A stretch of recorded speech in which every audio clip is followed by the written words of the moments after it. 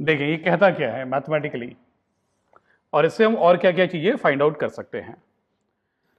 तो यहां पर अगर मैं बात करूं, मैंने एक वेसल बना लिया,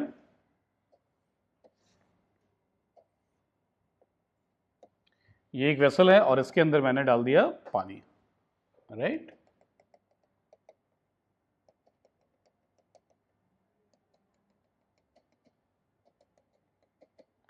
लिक्विड डाल दिया, फ्लूइड डाल दिया, कुछ भी, राइट। और इसके अंदर हमने एक जो है ब्लॉक को डाल दिया, राइट। एक हमारे पास ब्लॉक है बच्चों, इस ब्लॉक को हमने डाल दिया, राइट।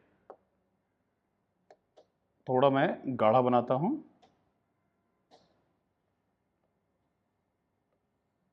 ये अपना ब्लॉक है, राइट। अब ऑब्वियस सी बात है, इसका जितना वॉल्यूम है उतना पानी को तो इसने ढकेल दिया, राइट। तो पानी का लेवल जो है क्या हो जाएगा, बढ़ जाएगा। तो इसको डालने से देखिए पानी का लेवल मैं बनाता हूं कि पानी का लेवल ये इतना बढ़ गया, राइट। जस्ट आपको समझाने के लिए ये बात। अब देखिए यहां पर अगर मैं बात करूं यहां पर हो क्या रहा है, तो इसका हम लोग फ्री बॉडी डायग्राम बनाते हैं इस ब्लॉक का, राइट। तो इस ब्लॉक पे बच्चों अगर हम लोग बात करें, एक तो नीचे फोर्स लगेगा और वो क्या होगा, mg। अगर m जो है इसका मास है, राइट, और इसके वॉल्यूम को हम लोग v मान लेते हैं, और ये जो सॉलिड है या ये जो बॉडी है इसकी डेंसिटी को रो मान लीजिए, राइट, या रो एस लिख लीजिए, डेंसिटी ऑफ सॉलिड की डेंसिटी, राइट। बेस में छोटा सा एस लिख लिया, और ये लिक्विड की डेंसिटी को रो एल लिख लेते हैं, लिक्विड की डेंसिटी, राइट। ये बात। अब देखिए ये जो mg इसका वेट होगा वो कितना होगा बच्चे, वो आपका होगा mass is equal to volume into density. तो वॉल्यूम इसका कितना है, इस बॉडी का वॉल्यूम है v, और इसकी डेंसिटी है rho S, density of solid, ऐसा करके लिख लिया, राइट। और इनटू क्या करना होगा, ये तो मास हो गया, मास के साथ इनटू कर दीजिए आप g को, राइट। तो इतना जो है ये हो गया आपका wait of body, weight of solid में लिख लेता हूं, वेट ऑफ सॉलिड, राइट। ये आपका हो गया वेट ऑफ सॉलिड, क्लियर। अब देखिए ये जो है इसके ऊपर अपथ्रस्ट लगेगा ना, अपथ्रस्ट किधर होगा, ऊपर की तरफ होगा। तो यहां पर मैंने ऐसे अपथ्रस्ट दिखाया, अपथ्रस्ट, राइट। और अपथ्रस्ट की वैल्यू कितना बताया है Archimedes, wait of liquid displaced, right. जो आपका अपथ्रस्ट होगा वो कितना होगा, वो तो इतना होगा, वेट ऑफ लिक्विड डिस्प्लेस्ड के बराबर। और लिक्विड का कितना डिस्प्लेस हुआ, तो आप लोग लिख सकते हैं यहां पर अपथ्रस्ट को मास ऑफ लिक्विड जो डिस्प्लेस हुआ और into g, right, mass of liquid into g. और बच्चे मास जो होगा, थोड़ा सा जगह की हमें कमी पड़ रही है तो ऐसे लिख लिया, राइट। और मास क्या होगा, वॉल्यूम इनटू डेंसिटी होगा ना। तो वॉल्यूम कितना है, कितना वॉल्यूम पानी का डिस्प्लेस हुआ, उतना ही वॉल्यूम डिस्प्लेस हुआ जितना कि वॉल्यूम सॉलिड का था। तो आप लोग लिख सकते हैं वॉल्यूम जो सॉलिड का है v, यही वॉल्यूम पानी का डिस्प्लेस हुआ। तो मास of liquid displaced into g, wait of liquid displace हुआ, और मास होगा वॉल्यूम इनटू डेंसिटी। तो वॉल्यूम कितना है v, डेंसिटी क्या है लिक्विड का, रो इनटू एल इनटू g। ये बात आपको क्लियर होनी चाहिए, राइट। देखिए इसको जो वेट जो है, जिस फोर्स से अर्थ अपनी तरफ खींच रहा है, वो तो mg होगा ना। मास ऑफ आपके लिख सकते हैं mass of solid into g, और मास ऑफ सॉलिड क्या होगा, volume of solid into density of solid. और वॉल्यूम सॉलिड का कितना है, v लिया है तो v लिख लिया। अब अपथ्रस्ट पे आए, तो अपथ्रस्ट के बारे में आर्किमिडीज साहब ने बताया था कि that is equal to weight of liquid displaced. Weight of liquid तो कितना होगा, mass of liquid into g, और लिक्विड का मास क्या होगा, लिक्विड का वॉल्यूम जो डिस्प्लेस हुआ इंटू लिक्विड का जो डेंसिटी है। तो लिक्विड का वॉल्यूम कितना डिस्प्लेस हुआ, तो उतना ही जितना वॉल्यूम आपके बॉडी का है, सॉलिड का, राइट। जितना वॉल्यूम इस बॉडी का उतना ही वॉल्यूम पानी का डिस्प्लेस होके और ऊपर ये लेवल चला गया। तो volume into density of liquid into g, right. ये बात आपको समझ में आई। तो यहां पर जो मेन है मैं इसको एनसर्कल कर दूं, एक तो लग रहा है ये, राइट, वेट ऑफ सॉलिड, और एक इस बॉडी पे जो है फोर्स लग रहा है ये है अपथ्रस्ट, राइट। अब देखिए बच्चे, अब देखिए जैसे आप वेट मशीन के ऊपर खड़े हैं, राइट, आप जो है एक वेट मशीन पे, आपके घर में वेट मशीन होगा, उसके ऊपर आप खड़े हैं, राइट।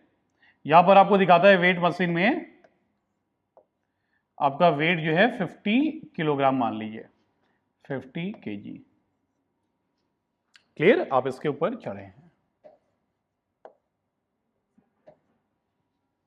क्लियर। अब देखिए क्यों 50 दिखा रहा है, क्योंकि इसको जो है अर्थ एक फोर्स से, और कितना इसका मास 50 था तो 500 न्यूटन से खींच रहा था। जी की वैल्यू 10 लिए हैं, जी की वैल्यू 10 लिए हैं 500 न्यूटन से।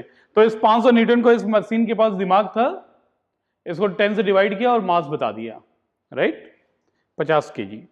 अब अगर आपको मैं जो है आपका हाथ पकड़ करके मैं आपको ऊपर की तरफ खींचने लगूं, या कोई भी आपको ऊपर की तरफ फोर्स लगा के खींचने लगे, राइट, तो अब बताइए आपका मास कितना होगा? क्या 50 न्यूटन होगा?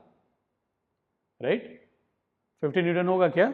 या ये अपना पैर जो है, एक पैर उतार करके इससे एक पैर जमीन पे टिका ले, राइट, एक पैर जमीन पे टिका ले, ऐसा करके आप लोग देखो, आपके यहाँ जो वेट मशीन है उस पर खड़े हो जाओ, और फिर उसके बाद क्या करो, जब आपका वेट आ जाए तो जो है एक पैर उतार के जमीन पे रख दीजिए, राइट। तो आप देखेंगे ये 50 न्यूटन से कम फोर्स दिखाने लगेगा। क्यों? क्योंकि जमीन जो है नॉर्मल फोर्स लगाने लगेगी, राइट, एक नॉर्मल फोर्स लगाने लगेगा जमीन से। तो नॉर्मल फोर्स लगाने लगा तो इसका नेट जो डाउनवर्ड फोर्स होगा वही उसका वेट इस मशीन के अकॉर्डिंग था, नेट डाउनवर्ड फोर्स। तो नेट डाउनवर्ड फोर्स कम हो गया ना। अगर नॉर्मल मान लीजिए जो है 100 न्यूटन का है तो 500 तो अर्थ खींच रहा है, 100 न्यूटन से जो है उसको जमीन जो है धक्का दे रही है, ऊपर फोर्स लगा रही है, तो नेट फोर्स इस पर कितना होगा? 500 माइनस 100, 400 न्यूटन। तो आपकी मशीन अब जो है 40 किलो दिखाने लगेगी, राइट। ऐसा करके आप लोग देख सकते हैं। क्लियर? देखिए ये हुआ क्या, एक्चुअल वेट जो अर्थ मास जो है वो तो चेंज होगा नहीं, आप कैसे भी कर दो, मास तो क्वांटिटी ऑफ मैटर है, तो मास चेंज नहीं होगा। तो अगर हम लोग बात करें, वेट होता है फोर्स बाई अर्थ, जिस फोर्स से अर्थ आपको खींच रही है, तो मास नहीं चेंज हुआ, तो जो फोर्स अर्थ जो फोर्स से खींच रही थी वो भी चेंज नहीं हुआ। एक्चुअल वेट नहीं चेंज हुआ, एक्चुअल मास नहीं चेंज हुआ, मगर इसके कारण नेट डाउनवर्ड फोर्स चेंज हो गया। क्या चेंज हुआ? Net downward force. और यही नेट डाउनवर्ड फोर्स कहलाता है आपका apparent weight, right, apparent weight, या जस्ट आपको जो अपीयर हो रहा है, जो इस मशीन में अपीयर हो रहा है, राइट, अपीरेंट, वास्तव में वो नहीं है, वो चेंज हो जा रहा है, वो एक्चुअल के बराबर नहीं है, एक्चुअल मास एक्चुअल वेट के बराबर नहीं है। क्यों? क्योंकि जो अपरेंट वेट है वो नेट डाउनवर्ड फोर्स पे निर्भर करता है, नेट डाउनवर्ड फोर्स। इस बात को याद रखिए, राइट, क्लियर। चलिए तो अब जो है इस बात को हम लोग इंप्लीमेंट करते हैं यहां पर आर्किमिडीज प्रिंसिपल में, और देखते हैं हम लोग लिखें weight of the body, weight of the solid लिख लेते हैं, सॉलिड बॉडी। तो ये हो गया आपका, कितना होगा? V density of solid into g, और वेट ऑफ लिक्विड डिस्प्लेस्ड, या यही हमारा किसके बराबर है बच्चों? ये हमारा बराबर है अपथ्रस्ट के, या बॉयंसी के, राइट, बॉयंसी भी इसी को कहते हैं ना, अपथ्रस्ट को ही। तो ये कितना होगा? ये आपका होगा V रोयल जी, और ये किधर है? ये ऊपर लग रहा है, और ये वाला फोर्स आपका जो है नीचे लग रहा है। तो अब जो है बात करते हैं नेट डाउनवर्ड फोर्स की, नेट डाउनवर्ड फोर्स, राइट बच्चे। नेट डाउनवर्ड फोर्स कितना लगेगा बॉडी के ऊपर? ऑन द बॉडी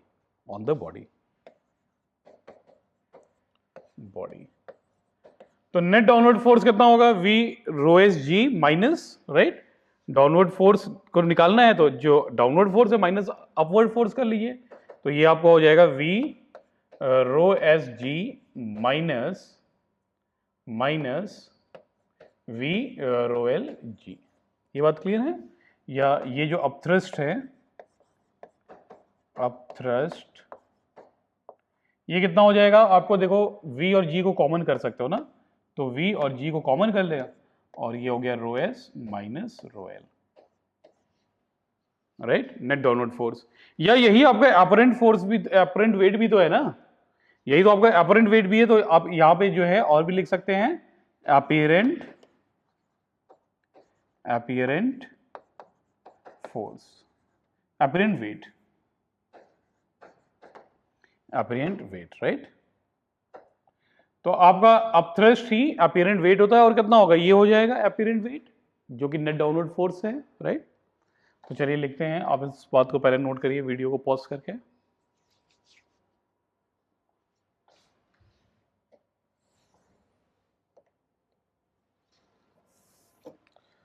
चले, तो हमने देखा यहां पर net downward force, net downward force is equal to V G और minus rho solid minus rho liquid. Clear है ये बात? इतना है, राइट। अब देखिए यही क्या है, अपरेंट वेट है, तो इसी को apparent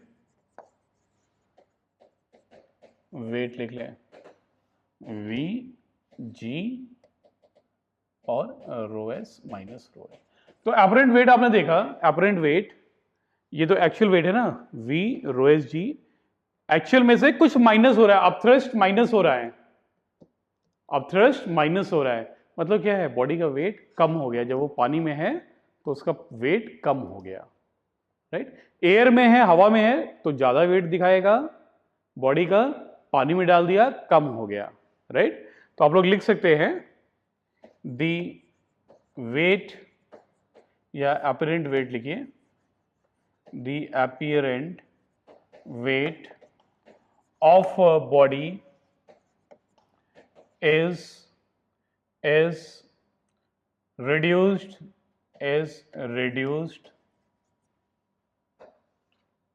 as compared to the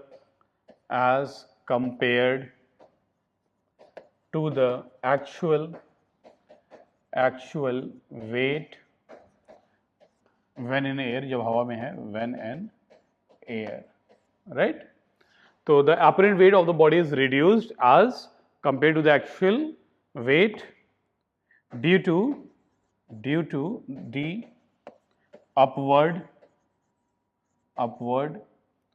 force या अपथ्रस्ट जिसको कहते हैं, upthrust acting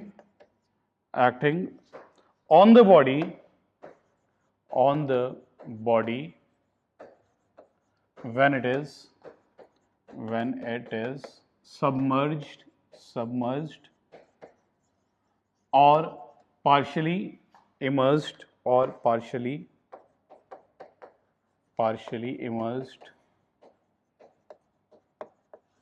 in a fluid, right. तो इस बात को ध्यान रखें बच्चे, आप लोग लिखिए इस बात को। चलें, तो ये पता चला कि जब भी कोई बॉडी पानी में होती है तो एक्चुअल वेट से कम उसका अपरेंट वेट होता है, राइट। तो हम लोग जो है यहां पर लिख सकते हैं कि अपरेंट वेट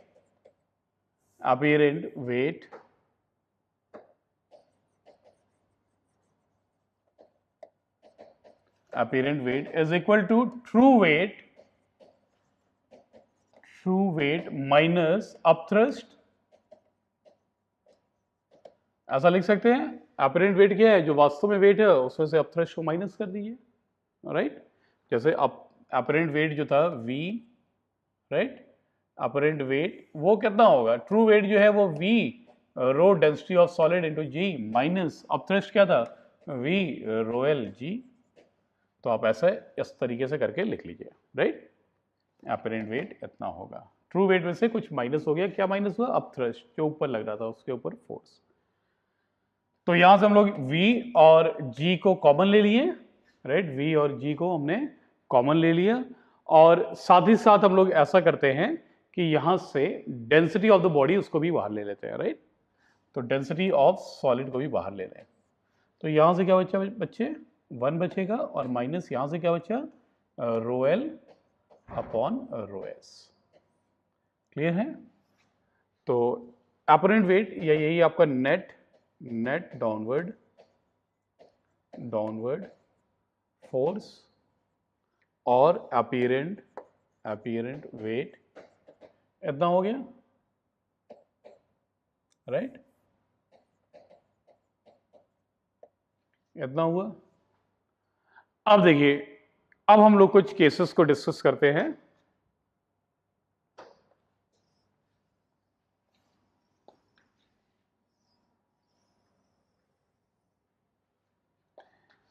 केस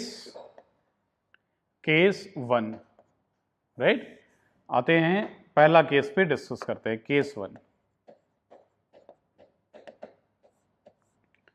तो केस 1 क्या हुआ, केस 1 हम लोग कहते हैं कि अगर density of solid is greater than density of liquid, right, density को कंपेयर करते हैं सॉलिड लिक्विड का, कम ज्यादा है तो क्या होगा, बॉडी तैरेगी, डूबेगी, राइट, क्योंकि हम लोग देखते हैं कई चीज डूब भी जाती है, कई चीज तैरती भी है।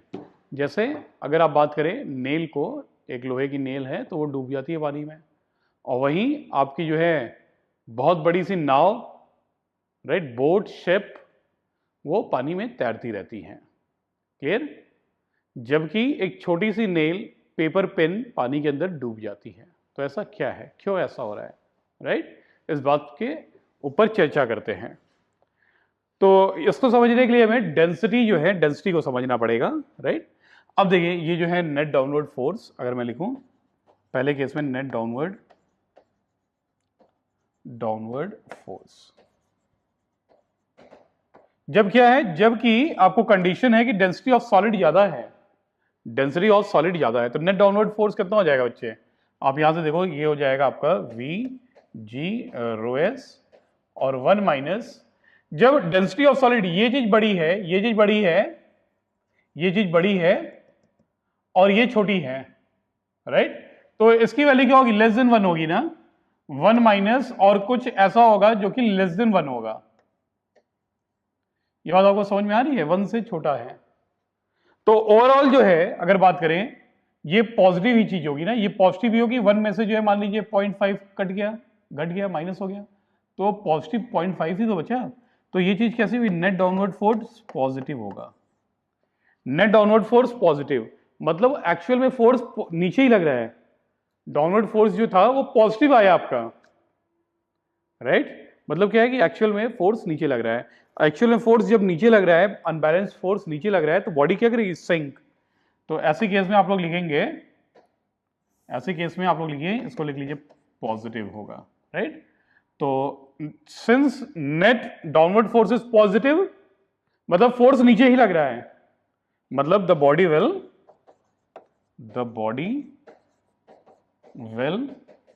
सिंक।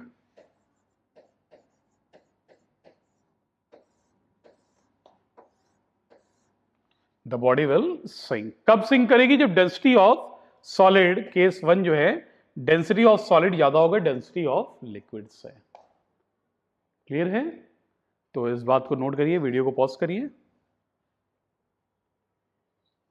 देखिए जैसे नेट डाउनवर्ड फोर्स पॉजिटिव का मतलब क्या है कि अगर नेट डाउनवर्ड फोर्स मैंने निकाला और 10 आया, प्लस में 10, तो मतलब क्या है, नीचे 10 लग रहा है ना, तो नीचे मुझे 10 लग रहा है तो मैं क्या करूंगा, अगर पानी में तो डूब जाऊंगा, है ना, कोई बॉडी है तो डूब ही जाएगी। अगर downward force, net downward force -10 आया, माइनस में, तो मतलब क्या है कि नेट डाउनवर्ड फोर्स नेगेटिव है, मतलब कहां, किधर फोर्स लग रहा है, ऊपर लग रहा है ना, नीचे वाली चीज नेगेटिव है, मतलब क्या है, वो एक्चुअल में किधर है, ऊपर की तरफ, पॉजिटिव है। क्लियर। चलिए, तो इस बात को आप पहले नोट करिए, फर्स्ट केस को। अब आते हैं सेकंड केस पे, मैं यहीं पर मिटा के कर देता हूं, है ना, केस 2, ताकि हमारे पास ये वाला मेन हमारे पास रहेगा। लो, मिट गया। चलो,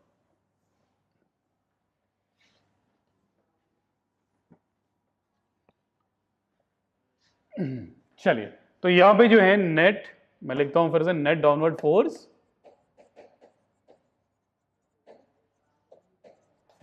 नेट डाउनवर्ड फोर्स में अपरेंट वेट बताता है ना, तो अपरेंट वेट भी लिख सकते हैं, मगर अभी नेट डाउनवर्ड फोर्स से मतलब है तो वही लिख लेते हैं। और ये कितना होगा, V rho g density of solid, और ये होगा 1 minus rho L upon rho S. Clear? अब केस 2 की चर्चा करते हैं। तो केस 2, अगर लिखिए इफ डेंसिटी ऑफ सॉलिड और लिक्विड की डेंसिटी संयोग से बराबर हो जाती है, कोइंसिडेंस, दोनों बराबर है, तब क्या होगा? तब आपका नेट डाउनवर्ड फोर्स, ऐसे केस में नेट डाउनवर्ड फोर्स लिखिए, नेट डाउनवर्ड फोर्स, ये क्या होगा? अगर रोएस बराबर है तो ये दोनों बराबर है, तो ये चीज जो है, ये चीज जो है ये 1 हो जाएगी ना, और 1 माइनस 1 क्या हो जाएगा? 0। नेट डाउनवर्ड फोर्स नीचे 0, नेट डाउनवर्ड फोर्स 0 हो गया, मतलब कोई नेट डाउनवर्ड फोर्स है ही नहीं, मतलब क्या है? बैलेंस्ड फोर्सेस है, बैलेंस्ड फोर्स। तो बॉडी को आप पानी में या लिक्विड में जहां पर भी छोड़ देंगे वो वहीं टकी रहेगी, वहीं रुकी रहेगी, जहां पर छोड़ दिया वहीं रुकी रहेगी, यहां पर छोड़ दिया यहां रहेगी, यहां पर छोड़ दिया वहीं रह जाएगी, राइट? तो ऐसी केस में क्या होगा? The body will be in the state of hanging, the body will hang, क्या करेगी? हैंग, जहां पे रख दिया वहीं पर टंगी रहेगी, the body will be hanging. चलिए केस 2 नोट करिए।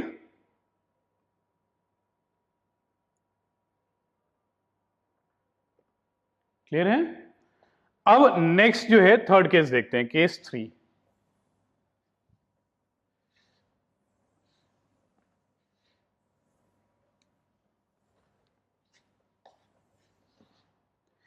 Now let us come to the case 3, और केस 3 क्या कहता है?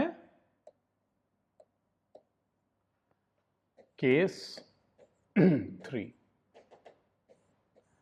तो अभी हमने देखा था कि जो है डेंसिटी ऑफ सॉलिड ज्यादा थी, इस बार डेंसिटी ऑफ सॉलिड को कम कर देते हैं, मतलब density of, if density of liquid is greater than density of solid. यही केस बचा है, ये दो तो हो ही गए, तीसरा यही बचा, राइट? चलिए, तो ऐसे केस में क्या होगा?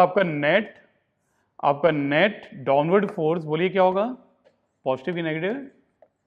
Downward force. तो आपका नेट डाउनवर्ड फोर्स क्या हो जाएगा? यहां से देखिए, तो रोल एल ज्यादा है, ये ज्यादा है, ऊपर वाली चीज ज्यादा है, ऊपर वाली चीज ज्यादा है, नीचे वाली चीज कम है। मतलब ऊपर मान लीजिए 10 है, या कुछ भी मान लीजिए, ऊपर जो है वो 10 है और नीचे वाला 2 है, तो ये कितना होगा? ये तो जो है 1 से बड़ा हो जाएगा ना, राइट? तो ये आपका क्या होगा? वी रो एस जी, और 1 माइनस क्या आएगा बच्चे? अगर मैं बात करूं 1 माइनस, ये चीज 1 से ग्रेटर होगी, ग्रेटर देन 1। ये बात आपको समझ में आ रही है क्या? तो 1 में से कोई बड़ी चीज माइनस होगी तो क्या होगा? ये नेगेटिव में आ जाएगा ना, ये नेगेटिव हो जाएगा, तो ये पूरा क्या हो जाएगा? नेगेटिव हो जाएगा, this will be negative, negative हो जाएगा। मतलब नेट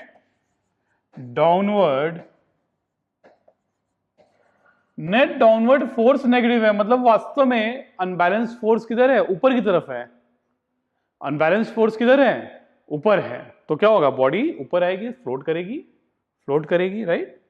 तो यहां पे आप लोगों को लिखना होगा, therefore there will be a unbalanced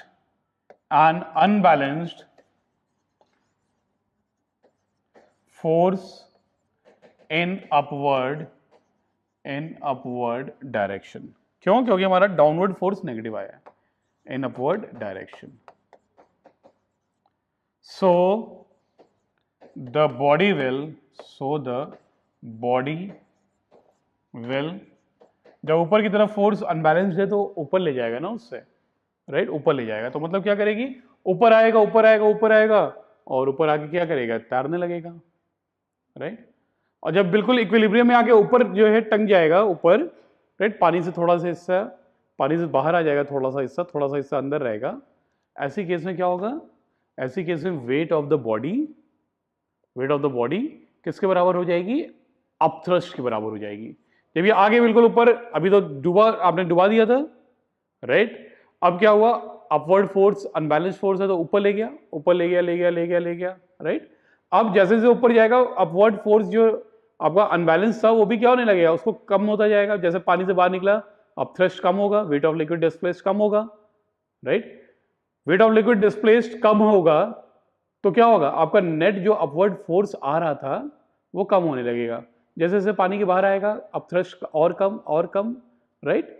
एक समय में पहुंचेगा कि बिल्कुल जो है आंखें रुक गया, पानी के कुछ बाहर आया, कुछ हिस्सा अंदर है और रुक गया। ऐसे केस में आपका वेट ऑफ द बॉडी और अपथ्रस्ट दोनों बराबर हो जाएगा, राइट। मगर कब, जब वो आगे ऊपर रुक चुका है। मगर जब तक पानी में नीचे था और ऊपर जा रहा था तब तक जो है अपथ्रस्ट अनबैलेंस फोर्स था, ऊपर जा रहा था, राइट। तो हम लोग लिख सकते हैं सो द बॉडी विल, ऊपर आगे क्या करेगी, तैरेगी, फ्लोट करेगी,